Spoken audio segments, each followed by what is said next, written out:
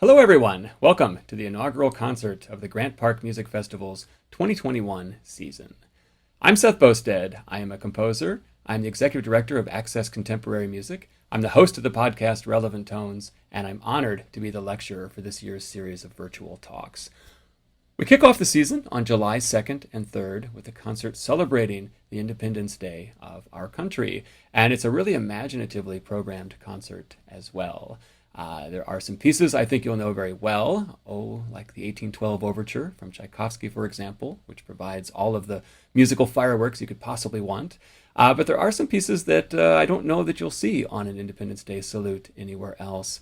Thinking of music by Florence Price or George Walker or Scott Joplin or even John Williams. It's a very interesting concert in that regard. Each piece is a gem, and each piece is a kind of vignette of American life from a different perspective. The concert opens up with Summon the Heroes by John Williams, which was commissioned for the 1996 Olympic Games in Atlanta.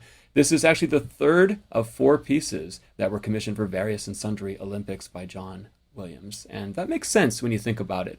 I don't know about you, but when I think of Williams, I think of these larger-than-life figures like Indiana Jones, Han Solo, Darth Vader, for that matter, maybe on the other side of things, Harry Potter. And so it makes sense that he would write music for the larger-than-life figures in the Olympics. And in fact, he has a really wonderful quote about this. He says that he remembers seeing a photograph of a female athlete suspended above the ground, every fiber of her being stretching for a ball just beyond her reach, captured in a shot, freezing time, denying gravity.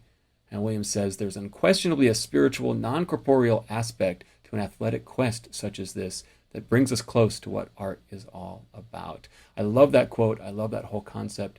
And this piece, Summon the Heroes, is a great way to open up a concert. In many respects, it's a typical fanfare. It opens up with a big brass statement, and then a kind of typical accompaniment pattern for Williams comes in. Da-da-lum, ba-da-lum, ba-da-lum. It's in D major. And then we get the main theme and the trumpet, which is a pretty typical melody for Williams, but very, very effective. I'm going to let you enjoy all of that. I think that it speaks for itself. It's a fantastic opening, what you would expect from a piece that's called Summon the Heroes. I want to move up a little bit, about a minute from that to about a third of the way into the piece. There is this, what I hear in Williams sometimes is a part where sometimes the hero doubts themselves. And maybe that's not what's happening, but there is definitely a place where the tonality kind of breaks down for a moment. So what happens is that accompaniment theme moves into the brass, becomes almost like its own theme.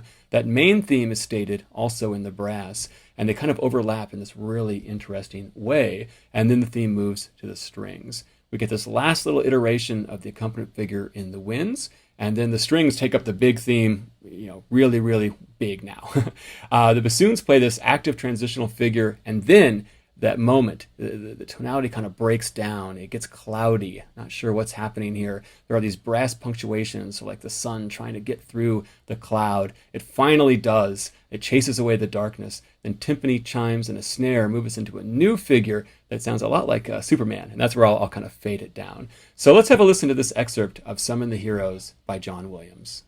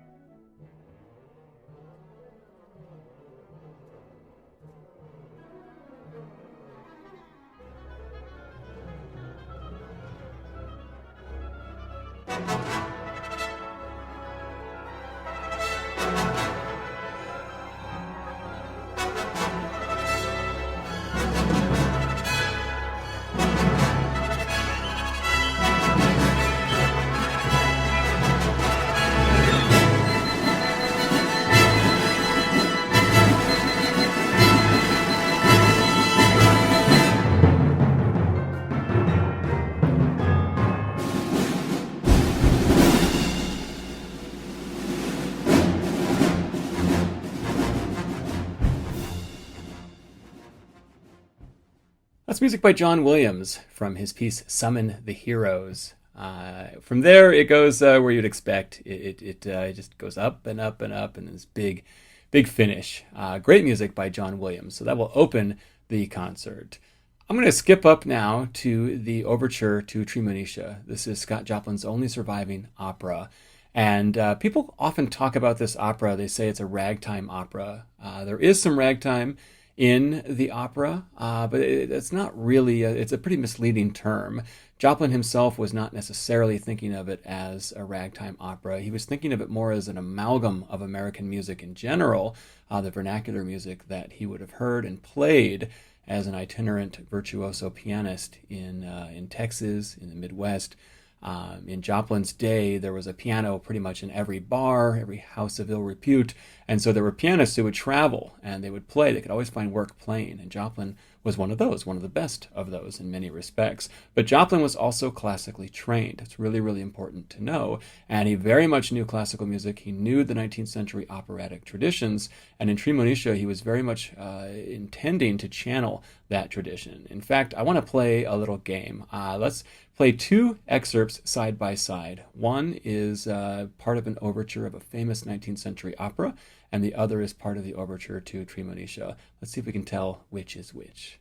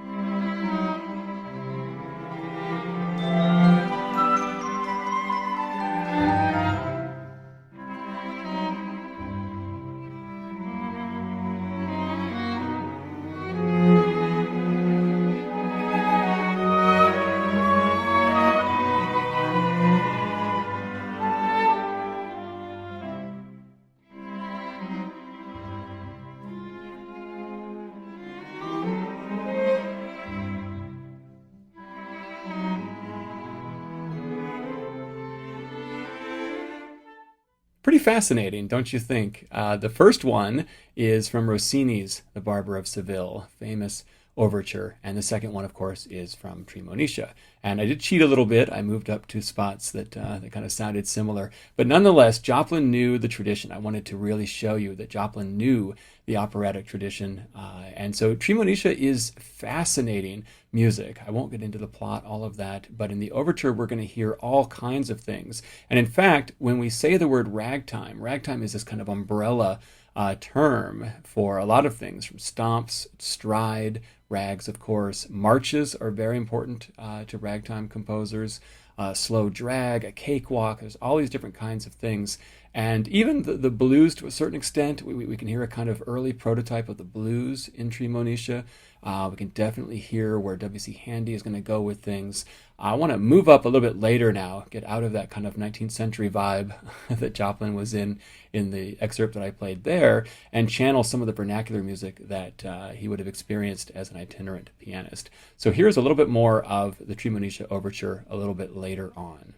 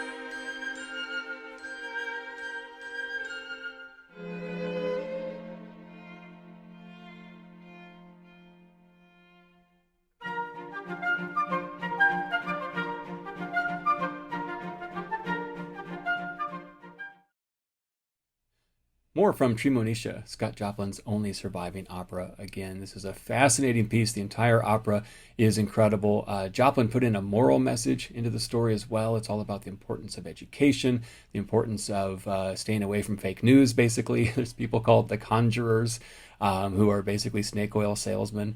And in Tremonisha, the heroine, Tremonisha herself, she kind of battles their fake news with truth, with actuality, and perhaps somewhat unrealistically, she carries the day. It has a happy ending. At any rate, the overture to Tremonisha is fantastic music. It is a fascinating, again, amalgam of 19th century operatic traditions with vernacular American music. And we hear the very beginnings of what will become blues and jazz in this music as well. Let's turn to one of my favorite pieces on the program. This is Dances in the Cane Breaks by Florence Price.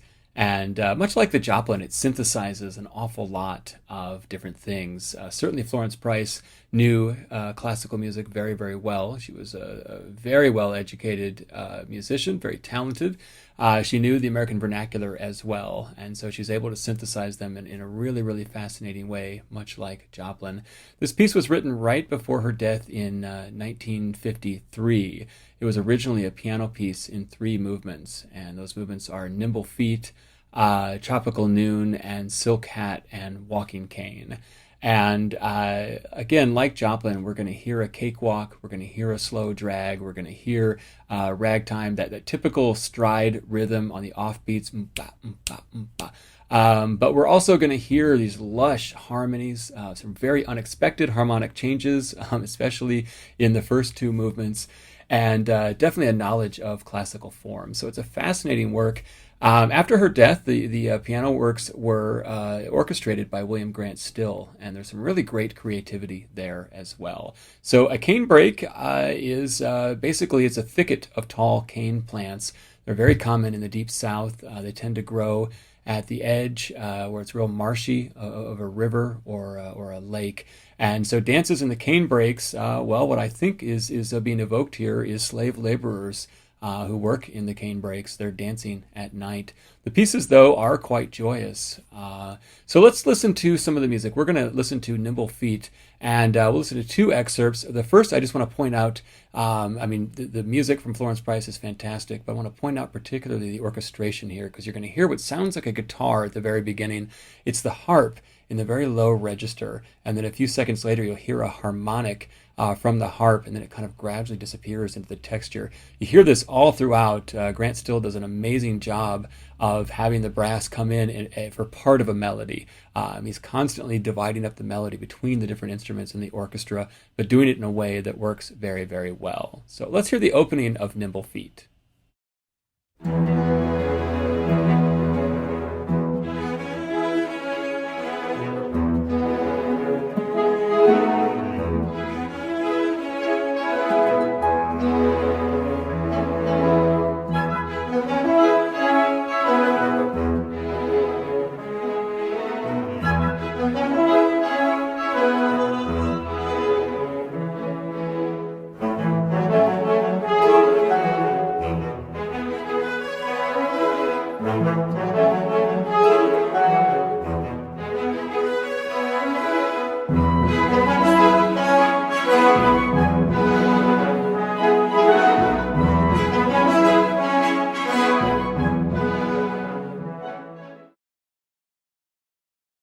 Okay, just the very beginning of the first movement of Dances in the Cane Breaks there. Love the orchestration by William Grant Still. Beautiful music by Florence Price. Let's jump ahead now. We'll hear the last 45 seconds or so of the piece. Here in the orchestration, Grant Still is conjuring up Aaron Copland. It really sounds Copland-esque to me. And as I listen to this music, I really think this idea of American music, it's almost impossible to capture because there's so many complex things in our country. But we hear a lot of that and that complexity in this music. So here's the last 40 seconds or so of Nimble Feet.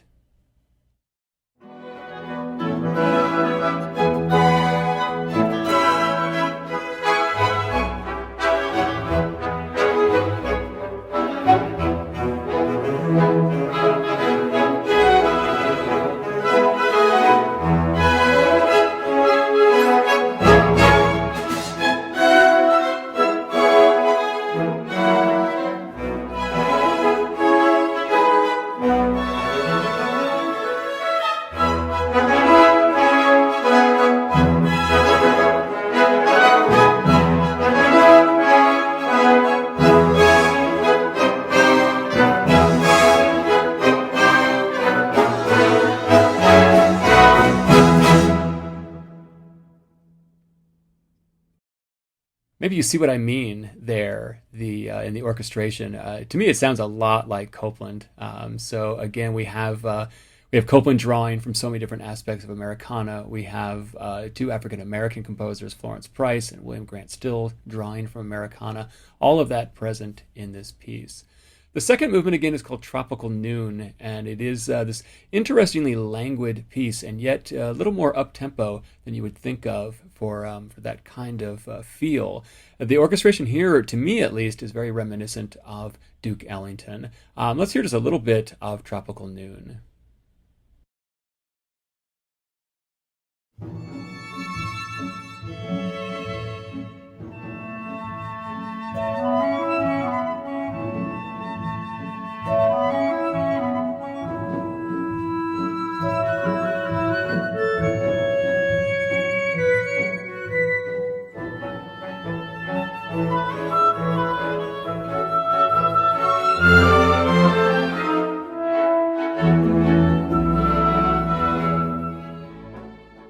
Okay, now I want to move on to the last movement, Silk Hat and Walking Cane, and just start off right at the very beginning. This is an F major. She starts with the melody that she then sequences, this is a classic rag. Listen to what William Grant Still has done in the orchestration as well, because it has the boom chick pattern of a rag, but he kind of, I wouldn't say he undercuts it, but he downplays it and plays up this kind of lush orchestral sound instead. So here is the very beginning of Silk Hat and Walking Cane by Florence Price.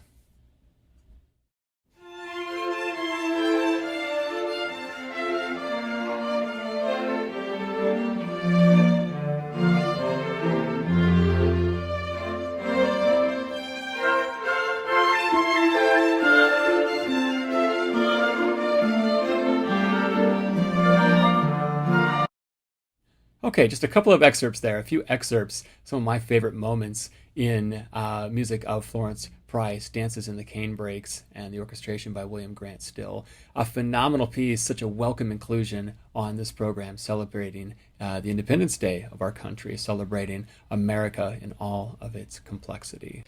The last piece I have time to talk about is George Walker's Lyric for Strings. George Walker, over the course of his very long life, he lived almost 96 years, won almost every award out there, a tremendously accomplished pianist and composer. In 1996, he won the Pulitzer Prize, becoming the first African-American composer to win the Pulitzer Prize for music. His music is this incredible synthesis of mind and heart. There's always an emotionality at the core of what he does, and yet his music is so well thought through as well. And the piece that's on the program, the Independence Day Salute program, Lyric for Strings, is an exact example of this. So the piece was really an elegy to his grandmother, who he knew very well. She experienced a lot of things, including losing her first husband when he was sold into slavery. She experienced slavery firsthand. Walker composed a string quartet, arranged it for string orchestra, and then later called it Elegy to My Grandmother, and then Lyric for Strings. I don't have time to play a whole lot of it, but this is just a fantastic work. Let's hear a little bit of Lyric for Strings by George Walker.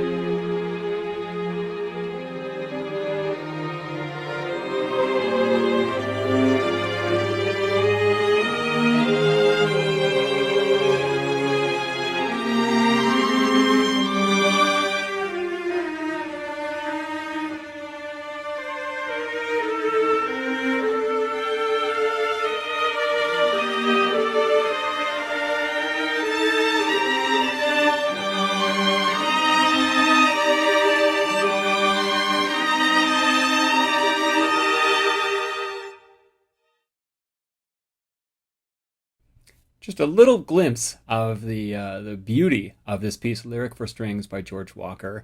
It's all the time that I have. It is a phenomenal program. Again, July 2nd and July 3rd, the Independence Day Salute, starting off the 2021 season for the Grant Park Music Festival in great style.